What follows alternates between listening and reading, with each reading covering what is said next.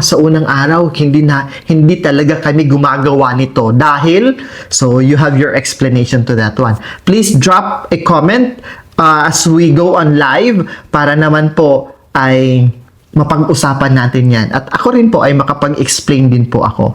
And for those who will be watching also, because I'm recording now in front of me, sa mga live viewers natin, in front of me is a camera, recording also kasi i-upload natin ito a shorter version. For those who are going to watch this content, you can drop your comment also or your question sa comment section natin. But of course, no bashing lang ha. Sa pagpasok ng bagong taon ay mas maganda, di ba? Na mas malaman natin kung ano-ano ang dapat nating iwasan. Kung alin dito yung kailangan talaga na, ano ba yung practical side? Ano ba yung mas malaliman na pag-intindi? Oo nga, bakit